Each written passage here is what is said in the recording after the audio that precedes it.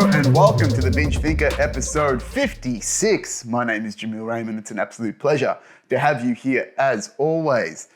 If you're watching on the YouTubes, you will see that there's a nice different little backdrop here. I'm about to start recording the sales course and all the content around it. So I've done a little bit of a redesign of the studio. So you can see in the background there's the logo of my new Sales Academy. I should call it, just say it properly. It's a Tech Sales Academy coming out very soon. From next week, I will be covering off a few updates about what's been going on with the solo entrepreneurial journey and start talking to you guys about some of the core concepts around what I'm doing around tech sales. I'll give you some binge thoughts, similar to what we've been doing here with King, Warrior, Magician, Lover, in different realms of sales, understanding people, what makes them tick, all that sort of good stuff. But for now, on this week's ep, we are covering off part 4 of King, Warrior, Magician, Lover. We are covering off the lover aspect of our mature masculine psyche and archetypes. This one was the biggest revelation for me out of the book, something that really changed my perspective on myself and how I view the world. So really excited to talk about it. Let's get right into it, shall we? So, in previous weeks, we covered off the king, the warrior, the magician, and now the lover. Who is the lover? I mean, we all know what a lover is, but what does that mean to the mature masculine within us, within the healthy male that we should be if we are men, and if you are trying to understand what a well-balanced man looks like in society, if you're a lady listening and watching to this podcast. So, the lover within us is the sensitive person, the sensual lover within us, the person that feels as opposed to thinks or does, right? This lover within us is the one that is connected to source, that is connected to that deep unconscious connection that we have to the great beyond, to Mother Nature, to that great connective bond of energy that permeates us in the universe. The lover within us is the source of creation, of passion, of, whether it be sexual energy, anything, any sort of generative energy, where our natural creativity as humans comes from, all originates from this lover archetype. The lover within us enjoys the aesthetic, it enjoys the sensual, it enjoys to be touched and to touch things, right? This is when we embody that physical self that's often misaligned as shameful or negative.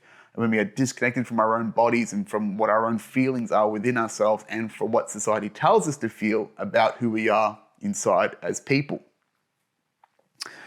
The lover within us is, most attuned to that sensitive energy we were talking about just before. Right? It feels things. It feels the energy of a room. It feels an individual, whether they're happy or sad. It can sense the energy of a room. And we all have this to a degree. Some of us are more connected to it than others. Some people are very sensually connected to other people. We like to call them empaths and things like that. But that's legitimate, right? Even things like intuition, all of these things, these deep inner knowers that come from the bodily core within us, that is lover energy and the lover archetype within us at play.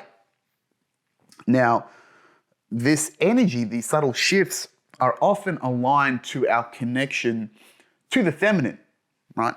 Even as men, we do have integration with the feminine. It's absolutely necessary and important. We are not pure men. Just like there are small amounts of estrogen within us, which is healthy for our biological function, we have feminine aspects of ourselves that we need to nurture and care for within ourselves. And of course, we have deep connections to the feminine in our mothers, in our lovers, and our partners that we need to honor, not just create distance from or subjugate with the power of the masculine. This integration of the feminine, this love for it, right? That's why it's called the lover. The act of this bond between two different aspects of who we are in the spectrum of the universe, whether it be gender-based or not, this is what that connective tissue is within all of us, that connective energy. People love to say, love is the answer to everything. God is love. And all of these elements could be particularly true when you think about how the lover interacts with us in the male psyche and how we should honor it. just as much as the feminine loves to love. And then in the divine aspects of the feminine, they are the expression of love energy in as many forms as possible, particularly when it comes to generation, right? When it comes to bearing kids and being that source of generative replenishing energy for us as children. And when they feed us, with breast milk and feeding us when we develop, all the ways to that the feminine comes to us in nature. We call it Mother Nature, right? Because it nurtures us. Us as men, we need to honor that connection to the feminine in its myriad of various forms. And that's what is important about the lover aspect within us as men. Now, this connection from the lover is primal. It's one of our core aspects of connection to a broader sense of self. This is the primal energy that comes through in, our core desires. It's, food, it's sex, it's procreation, it's enjoyment, it's release. It's all of what we would call, undeveloped or, we say primal, right? Because you think of someone that really is enjoying themselves without shame. There is this degree of, letting go of the stiffness of what society imposes upon us as opposed to just enjoying something for what it is. These core primal desires, these sensual desires, these connections to what we feel within ourselves is the expression of the lover in its energy. Alongside this connection to the senses is that all-encompassing energy. It's that desire to be connected to everyone and to everything. If love really is the connective tissue of the universe, then it's us sinking and falling into that connection and really aligning ourselves into it, right? Again, when we're talking about that primal instinct, that shamelessness in enjoying these moments or these aspects of ourselves, that is, the lover at its core is just sinking into that bliss without consideration for what comes next or the shame that might be associated with this feeling, right? This is like the hippie or the libertine within us, that part of us that can connect with strangers on a random night out, right? That is that lover. That is that sensation that we feel when you go to a concert that's full of amazing music and you're fucking vibing with everyone. That is the lover being enacted, right? That's the weird shame, not shameful, but this weird living for the weekend aspect that we have in modern societies, that we restrict our desires and our connection to the lover within to then just let it go, on a Friday, usually, and take it over the top and getting too pissed or having too many drugs or whatever it may be. There is this imbalance of that lover and that lack of integration in our lives and reflected within society itself. And talking about that, the lover energy, the lover archetype within men is probably the most maligned and pushed away aspect of the male mature psyche. And it's repressed for a myriad of reasons, right? It's seemingly contrarian to the other three masculine archetypes of masculinity, right? You've got that orderly king, you've got that disciplined warrior, you've got that deep thinking magician, and then you've got this passionate, sensuous, flowing, energetic lover within. But what we don't understand is that the lover is probably one of the most important, if not the most important archetype to embody and to integrate into our whole selves, because it's what keeps us humane and connected to the higher parts of ourselves that we're trying to enact when becoming that mature masculine archetype. Being a well-integrated lover is what keeps a healthy man whole. Because if you didn't have a healthy lover within your king energy, you wouldn't care for the people that you are serving. You just care for yourself and the status and the power it provides. If you didn't have a well-integrated lover with your warrior, you wouldn't have a cause to be loyal to, or you would just be that cruel killer, right? That just direction, one single-oriented, disconnected sense of self that's just in that zone and that's it. And we know plenty of those people that are all work and no play. Without a lover, the magician wouldn't want to, heal and wouldn't want to build technology for the benefit of others. It wouldn't have something to create for, something to initiate into manhood, something to bring hold to itself and enjoy seeing that person become a better individual because of their knowledge, their wisdom, and their guidance, or also just be self-serving. And that's what happens with these overactive energies. So you need to understand that being a good lover as a man is critical to being a well-balanced, well-integrated man in society. So who is the lover in society in their fullness? Now, I've got a great example from the book. It's actually just one of the first lines within The Lover of the Fullness. So, according to the book, the lover in his fullness, the lover is the archetype of play and of display, of healthy embodiment, of being in the world of sensuous pleasure and in one's own body without shame. Thus, the lover is deeply sensual, sensually aware and sensitive to the physical world in all its splendor. The lover is related and connected to them all, drawn into them through his sensitivity. His sensitivity leads him to feel compassionately and empathetically united with them. For the man accessing the lover, all things are bound to each other in mysterious ways. He sees, as we say, the world in a grain of sand. This is the consciousness that knew long before the invention of holography that we live, in fact, in a holographic universe, one in which every part reflects every other in immediate and sympathetic union. It isn't just the lover energy that sees the world in a grain of sand. He feels that it is so. So with that, this, covering off what we talked about the points of before. Living without shame, understanding that we can enjoy ourselves, enjoying the pleasures of what the world can bring to us without repression and just feeling into that without feeling negative about it. Now that, for a lot of men, is a significant challenge. Even for someone like myself, I have to fight a lot of shame and constantly do in this integration of being a better lover to myself and being a lot better lover to the people around me, right? Self-love to men seems awkward and kind of gay, right? And we'll talk a bit more about that in later parts. There's another part to the book that explains the lover in a bit more detail, where it says, the man under the influence of the lover wants to touch and be touched. He wants to touch everything physically and emotionally, and he wants to be touched by everything. He recognizes no boundaries. He wants to live out the connectedness he feels with the world inside, in the context of his powerful feelings, and outside, in the context of his relationships with other people. Ultimately, he wants to experience the world of sensual experience in its totality. He has what is known as an aesthetic consciousness. He experiences everything, no matter what it is, aesthetically. All of life is art to him and evokes subtly nuanced feelings.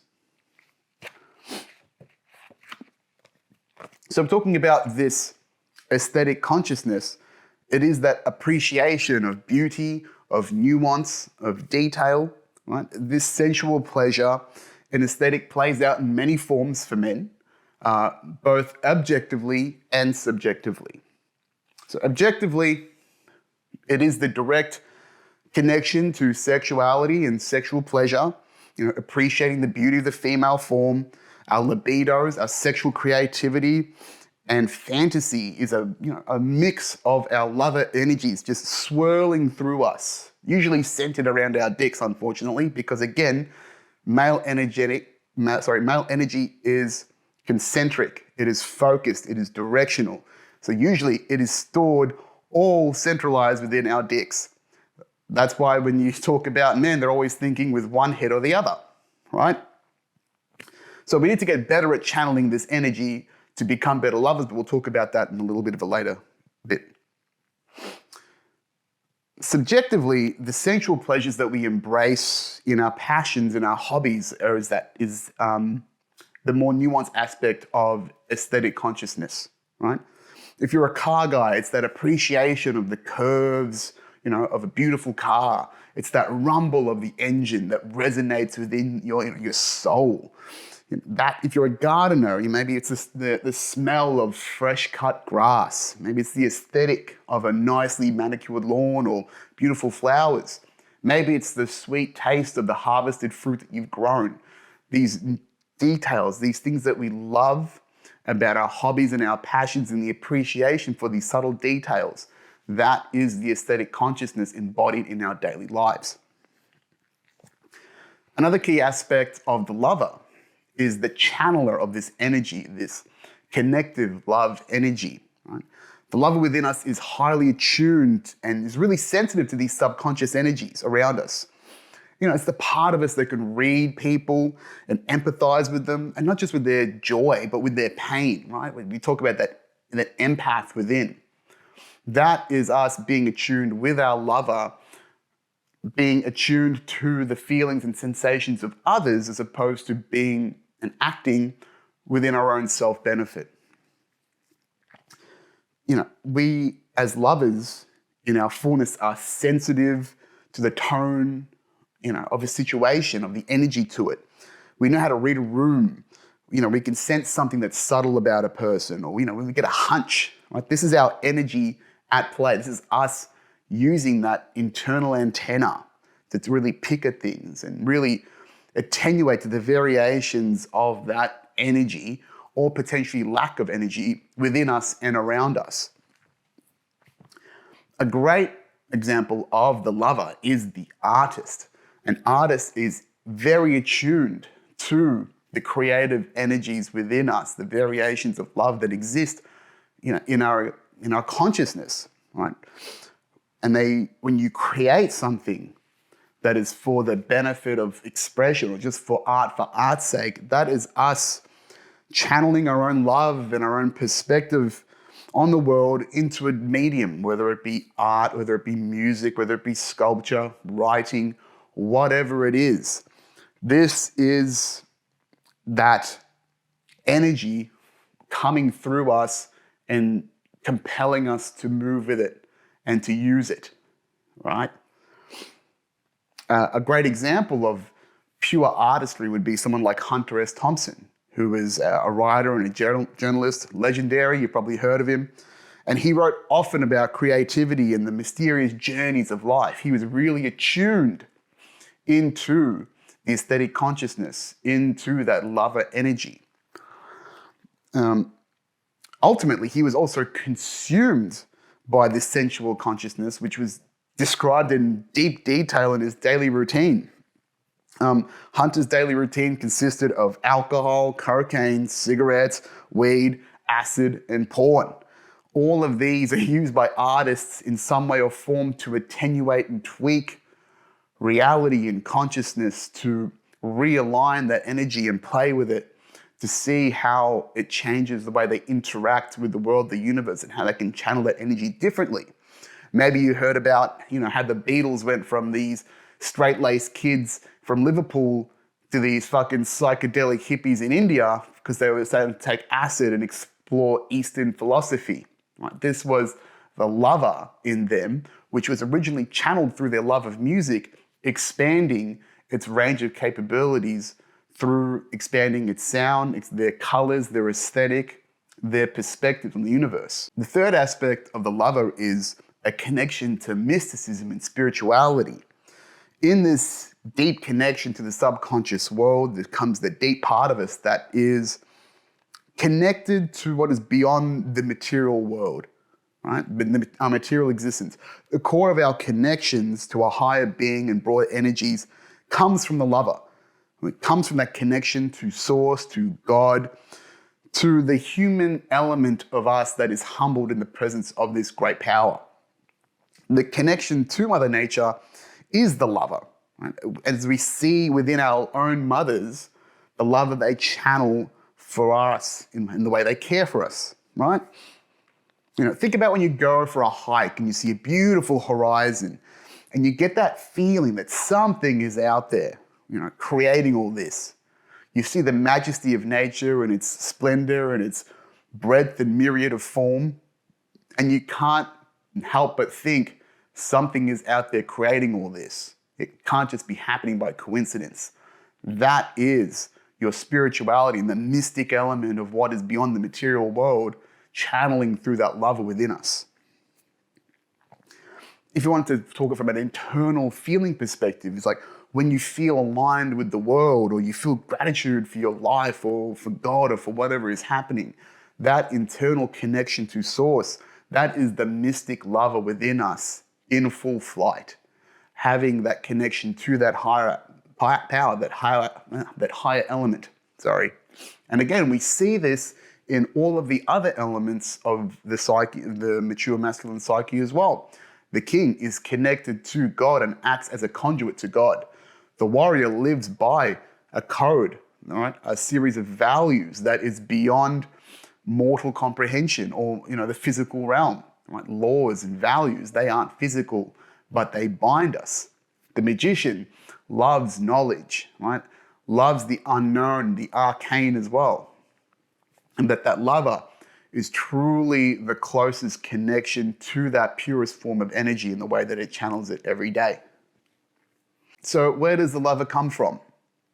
Well, in the book, in the man's psychology, we have the mature developed lover, and the boy psychology equivalent is the Oedipal child. Oedipal? Oedipal? I tried to pronounce it before, but I couldn't figure it out. I'm just going to call it Oedipal for now. The term Oedipal comes from psychologist Sigmund Freud, who coined the term the Oedipus complex. So the Oedipus complex comes from a Greek legend of Oedipus, who was a strange Greek prince who killed his king father and married his king mother. So this is a bit convoluted. You probably would have heard of this before. Let me get this from the book. So according to the book, the Oedipus complex comes from this Greek story. King Laius and his wife, Jocasta, had a baby boy whom they named Oedipus. Oedipus? Oedipus. Because of a prophecy that said Oedipus would grow up to kill his father, Laius had this special child taken out into the country and exposed on a hillside where, it was assumed, the elements would kill him. However, as is always the case with divine boys, Oedipus was rescued. He was found by a shepherd and raised to manhood. One day, as Oedipus was walking along a country road, a chariot nearly ran him down. He got into a fight with the owner of the chariot and killed him. The chariot's owner, unbeknownst to him, was his father Laius. Oedipus then went on to Thebes, where he had learned that the queen was seeking a husband. The queen was Jocasta, his mother. Oedipus married her and took his father's throne. It was only years later, when blight descended upon the kingdom, that the awful truth was uncovered and Oedipus, the wrongful king, was cast down. The underlying psychological truth in the story is that Oedipus was unconsciously inflated. He was struck down by the gods for killing his father, the god, and marrying his mother, the goddess. Thus, he was destroyed for the inflation of his unconscious pretensions to godhood. For every child, from a developmental point of view, mother is the goddess and father is the god. Boys who are too bound to the mother get hurt. Okay. Now, when we think of the Oedipal child in this context, we don't mean going all the way like this fella did, Oedipus did. I mean, imagine coining the name for fucking your mum and killing your dad. That's got to be rough, man. Jesus Christ. So we don't mean it's like going all the way, but it's more of the child boy, his connection to mother and the divine feminine. Right? It's this developmental stage of the connections to the inner and subconscious worlds. Think about those kids that can say really deep stuff from time to time, when they say something really, that really deep sense of wonder about the world. That is a child exploring that Oedipal aspect of them, exploring their connection to mother and to source and that divine feminine, that connective energy within us all. And this sense of the world comes from the deep yearning to be connected to that infinitely nurturing aspect of the divine feminine. When we think of Mother Nature in her fullness, we think about the way she provides for us. She gives us food through fruit and animals and nature and has everything that we need to survive here. Right? I suspect this deep connection, this is completely unwarranted and unfounded, this is just me pontificating here, waxing lyrical, that I suspect that this deep connection comes from the womb. It's where, where it's a baby's only concern is to receive the unconditional nourishment and love from its mother, right? I think there is something about the developmental aspect of us as boys in our mothers that leads to this deep connection to motherhood, to source, to love, because it is the first act that is put upon us by the outside world as we develop. And again, the lesson within the Oedipal child is to not stay too close to your mother, or else there will be consequences that will arise. Okay? So the active shadow of this Oedipal child is the mama's boy, someone that is overly attached to their mothers and the feminine. Not from a sense of like being a soft little wuss, but more about that pursuit of the feminine beauty, right? The nuances of the world. This is also where like the player mentality comes from. When we're in constant pursuit of women and the feminine, we're chasing and enacting ourselves and getting, drowned in our sensory reality as immature men in the feminine, right? Strip clubs, erotica. There's, elements of that which are healthy, but there's also that unhealthy element as well. And again, don't think of this aspect of boy psychology to be developmental in age. This is about mental maturity, right? There are a lot of boys in society that exist because a lot of us, we are all hurt children to a degree in some way or form.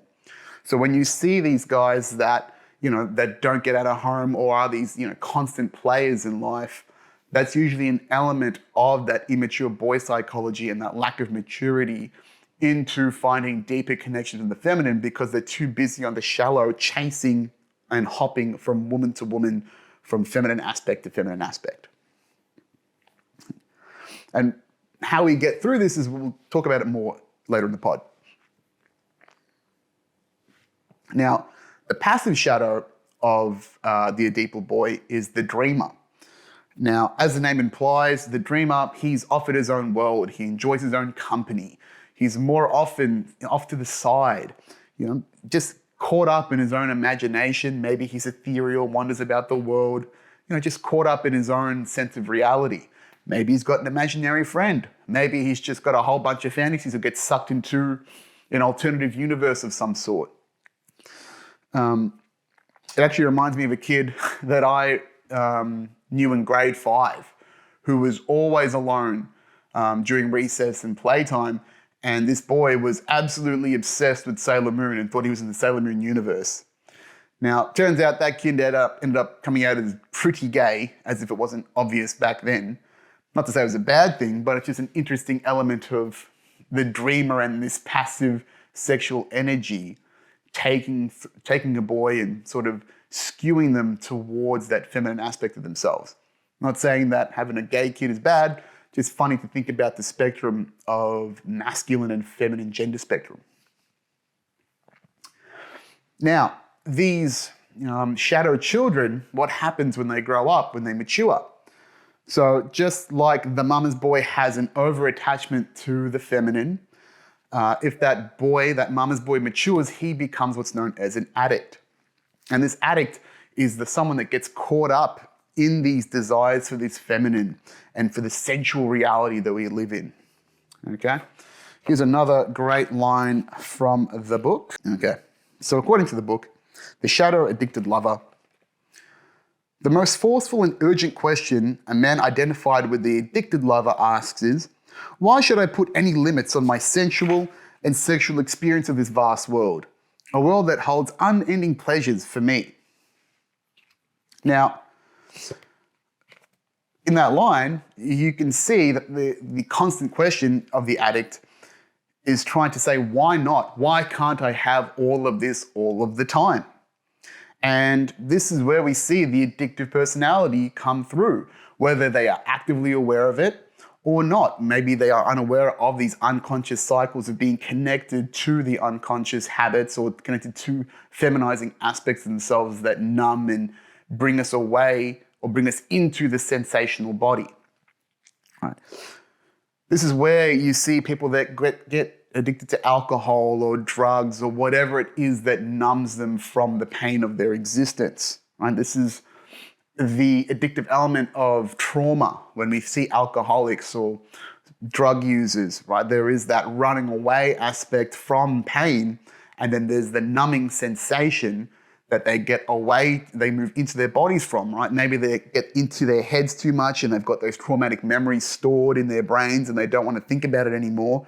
So they take drugs, whatever it is that numbs them, that gets them out of their head and into their bodies so they can relax and be integrated with themselves again, instead of being in high alert mode where all the trauma is stored up in their brains and their memories. Now, a key element of submerging and losing ourselves in this central reality is compensation for this lostness, right?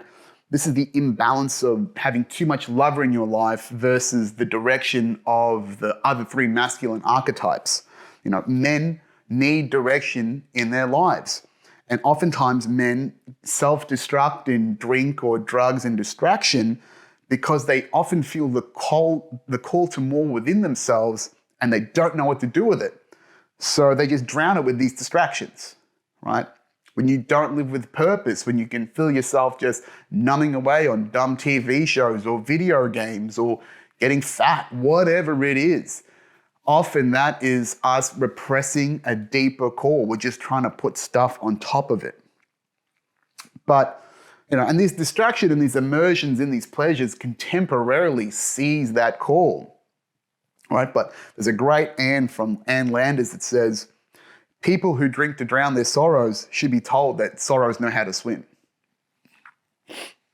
If we go back to the example of Hunter S. Thompson, clearly in the way that he behaved and what he consumed every day, he was an addict. He was an overly addictive lover. He was too active in his shadow, too caught up in the pleasures of the world, the mysteries of the universe. And yes, he was compelled to write and probably was a prolific writer for his time. But that again, instead of being the warrior, the king, or the magician, that is just the overactive lover energy within that compels him to create and channel this energy into his medium, as we talked about before. From a sexual perspective, a man that's possessed by the addict is usually sexually addicted in some way. You know, in modern society, it's probably pornography, right?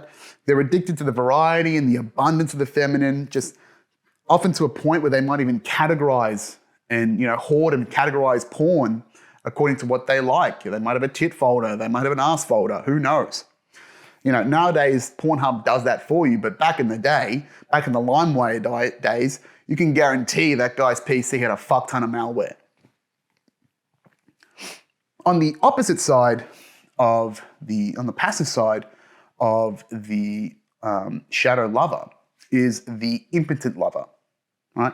The impotent lover has lost this connection to love, to life. He's lost that vigor within himself, right? Maybe he doesn't feel the connection to source. He doesn't feel embraced by the feminine energy, or maybe he doesn't think he's worthy of it, whatever it blocks him, whatever it may be. Now, this disconnection applies to all forms of love. It can mean friendship. It can mean your relationship with a partner, whatever it is. Again, it's the general lack of this energy in your life. This disconnection from this passion and this vigor for life is what creates the mundane. It creates that repression with ourselves. We feel stifled, we feel boring, we feel like we're on the outside. Maybe we're envious of people that are free in the way they express themselves or a bit more colorful as individuals, right? Maybe it's actual depression for a variety of reasons. Maybe there is a definite disconnection and a depression because there is this deep fear of expressing this energy in the world and allowing themselves to feel it. Maybe a bloke is just too fucking stressed as well. You know, you can disconnect from your lover for various reasons. You're too stressed, there's too many things going on, you've got too many burdens in your life. Maybe you're too stuck in your warrior or magician energy and you focus less on the loving aspect and more of the doing, right? Again, that all work, no play element to our lives. You know, maybe there is an issue with their partners. Maybe you aren't sexually aligned like you used to be. Maybe there's, you know, too many issues in the relationship to let that flow of love, you know, healthily move between you. Often in relationships, this is something that I learned from, I think it's Esther Perel or somewhere else, but the accumulation of bricks in your relationship. And what that means is it's those unresolved tensions and those misalignments or those lack of integrities to each other that sort of build up over time that can create, was it repression? No. Sentiment? Yeah. Sentiment? Yeah. Resentment. There it is. Got it. Yeah. They can build up this low levels of resentment. And again, that anger, that frustration, that unresolved tension gets in the way of a healthy love connection between two people.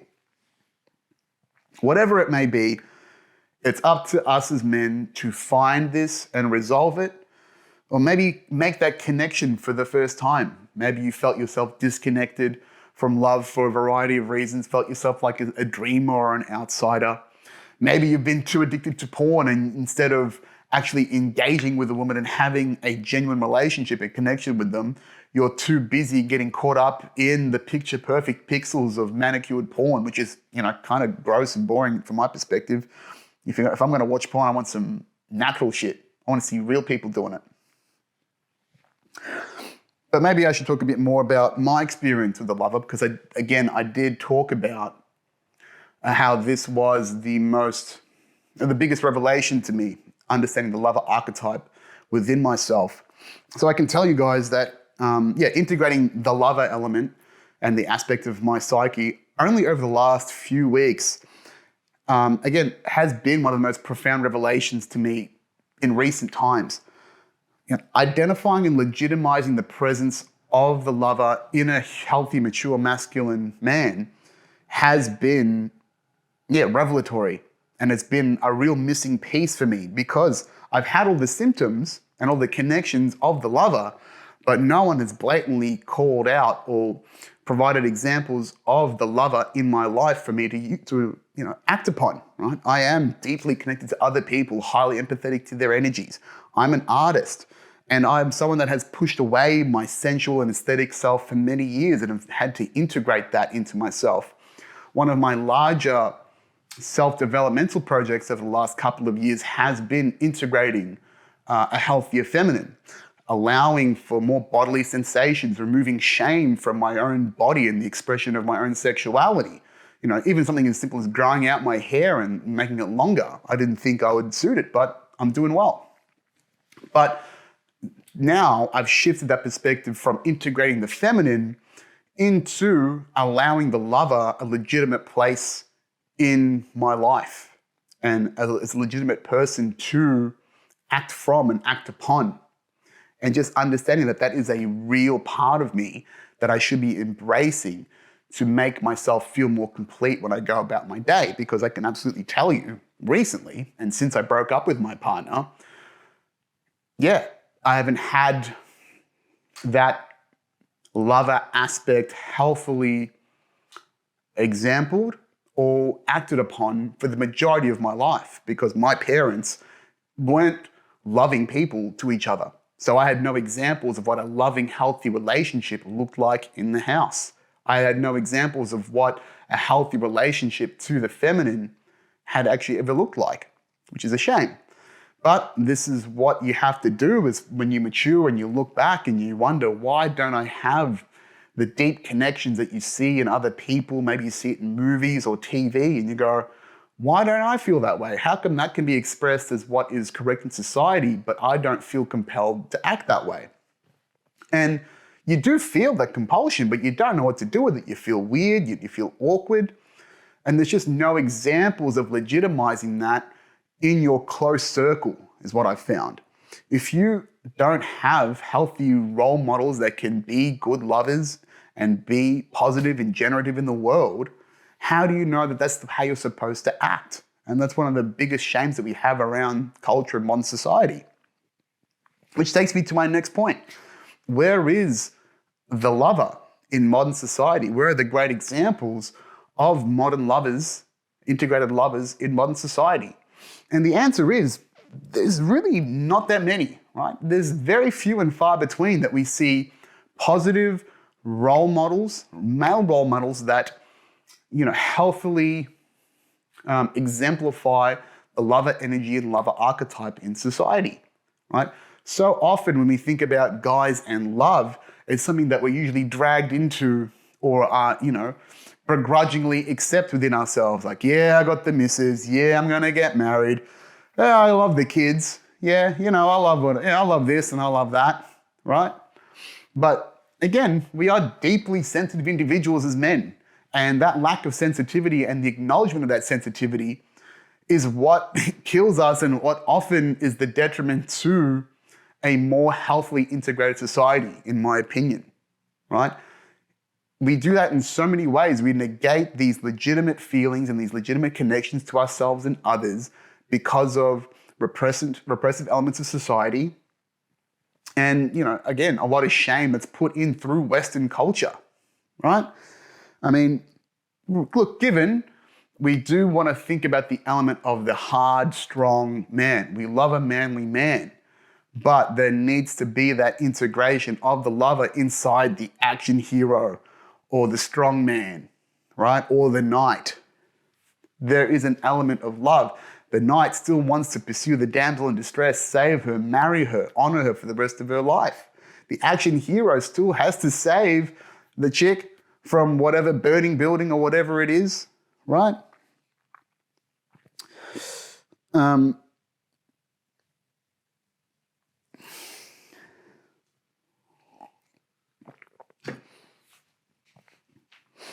I think this is where toxic masculinity is legitimized and comes into play. It does get thrown around a lot in the zeitgeist at the moment. Men are trash, blah, blah, blah. And there are degrees of legitimacy to that, right?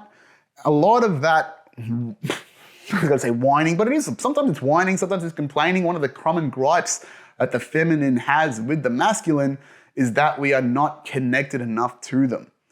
And that's because we haven't been taught how to connect, or we haven't had that connection positively reinforced in us as men because of, survival instincts, lack of examples.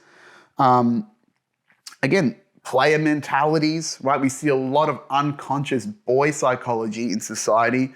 You think of someone like Dan Bilzerian, cool dude, rich motherfucker, lives the way you want to live, but has a bevy of women around him, right? You think of your Hugh Hefner, again, playboy, right? This sumptuousness and this diversity of available feminine energy to us, as opposed to, that depth and connection to another, to your woman, to your life partner, right? Someone that you're supposed to build with and build a family and build an empire with, right?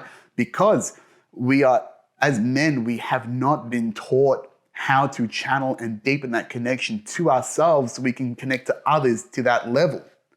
One of the common things that you will hear in psychological circles and in healing circles and being a facilitator is that you can only meet others at the level that you've met your own consciousness.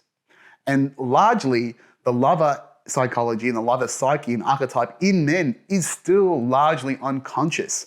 We've had examples in the past of great lovers in society, but again, they get repressed or pushed to the side as, what do we call it? Anomalies to the norm. Or we just shove them out of the way and call them gay, right? Calling things gay and putting shameful judgments upon things is the common trope for men in society, particularly Western society. Everything's fucking gay, but it shouldn't be, right? Loving your woman deeply is not gay, right? Just, enjoying physical sensations that aren't your dick, not gay. Connecting with people deeply, feeling your emotions, it's not gay. We keep throwing shame on top of things because it's easier than to deal with these new sensations, these new emotions that we have to wrestle with of, connecting to the greatest source or connecting the scariness of trusting a woman deeply with your deepest and darkest self, right? And this is all toxic masculinity at play. Another aspect of it is a lack of sexual self-mastery. That's one of my biggest revelations and one of my biggest tools that I've been working on over the last couple of years, I've talked about in past, kink and domination. Even before I was talking about my experiences of integrating the lover, I can tell you that I've been the addict and the impotent lover in my past. One of the big elements of the addict that actually really aligned to me is that porn addiction. I had been addicted to porn for years because I was exposed to it at a very early age. I'm talking like 7, 8 years old. And no one educated me on it. Nobody told me it was right or wrong. I just got this full on, I saw hardcore pornography as a young child at 7, 8 years old, was wondering, what the hell is this? And that has followed me into the age of the internet and LimeWire for years. So I understand the toxicity and the addiction of the shadow lover. On the impotent lover, I've had that because, again, I had a disconnection with the sexual connections with my partner, was not able to trust them deeply, to connect with them deeply because I'd been so disconnected from my own mother, had no examples of a healthy, loving relationship with women in my family, and then the false expectations of what pornography creates upon women and men's expectations of how women should be in the bedroom. It creates this fucked up idea of what sex should be. So, yeah, that's why I feel so strongly about this revelations around the lover, because it's what I think we are missing the most in society, is this understanding and this integration of masculine love in relationship to the feminine, honoring the feminine within our lives, whether it be our mothers or our lovers or our sisters or whatever is feminine in the world, Mother Nature, the way we take from it and pillage it and don't respect it. The elements of shame that we throw upon ourselves and society casts upon us for enjoying our own bodies and our own feelings, right? And again, self-mastery. There is so much out there, particularly in the Eastern philosophies that are the more mystical elements of sexuality, that is pushed away in Western society because Christian and Abrahamic religions have been so repressive on sexuality and have denied the lover and its energy for years, right? Years. Think about the shame you have about not being a virgin in Christianity or in any of the Abrahamic religions, really. Again, we've put these bodily shames upon ourselves that no matter how hard we try and repress that, we've talked about this again, the passive pole of our shadows cannot stay passive for long. Usually they will bottle up and explode and counter into overly addictive and overly active poles. Think about the Catholic Church and the repression of sexuality in priests, and they end up molesting boys because that sexual energy has to go somewhere, so it gets channeled into something negative, right? All of this is the lover, the legitimate lover within us that wants to create, that wants to be, that wants to flow through us to create benefit for the world, to procreate, to connect, to make the world a better place, right? The antidote to toxic masculinity in my eyes and the abusive patriarchy is not trying to tear it down. It is the allowing of men to express their inner lover and teaching them how to channel this energy appropriately. We need more loving kings to serve the people. We need more loving warriors to defend those that we love. We need more loving magicians to create solutions that heal and create technology for the benefit of others. And we just need more lovers in general to help us connect to that source, to create art, to create beauty, to appreciate the aesthetic consciousness about it, around us, and just be an example of that in society. And I think on that note, folks, I'm going to leave it there. That is the lover in its fullness. Hopefully it's educational. I found this, again, really revelatory. We need more lovers in our lives. Boys, men out there listening to this, I encourage you to integrate your lover, right? We need more masculine love in the world. We need its healing presence. We need to honor our women better. And we need to be the example, just like we are looked upon as leaders in society. Ladies, if you're listening out there, if you're watching out there, encourage your men to get into their feelings, create a supportive environment to allow them to feel safe to express that. It's so hard for a man to feel vulnerable enough to open the lover up around others, let alone admit it to themselves. But yes, that is the podcast for this week, folks. Hope you've enjoyed it. Again, one more massive plug for the book, King, Warrior, Magician, Lover. Amazing book, amazing piece of work on Amazon, $25. Worth it. Read it, integrate it, learn from it. Be a better lover, be a better king, be a better magician, be a better warrior. All right. Next week, we're going to go through, again, some sales stuff. I'm going to give you the 101. I'll give you the sneak peek of the sales course, teaching you aspects of it that I think is valuable to you in your life and about how society relates to sales and values and, the inner workings. At the very least, you're going to understand how marketing and sales is used upon you. Best case scenario, you're going to sign up for the course and you're going to become a super fucking seller and sell millions of dollars of cool shit, whatever you like, for the benefit of others. Pretty good, huh? Besides that, folks, you know where to find me, at Jamil J. Raymond on all the socials. If you're on the YouTubes, do me a favor, like and leave a comment for the algorithms.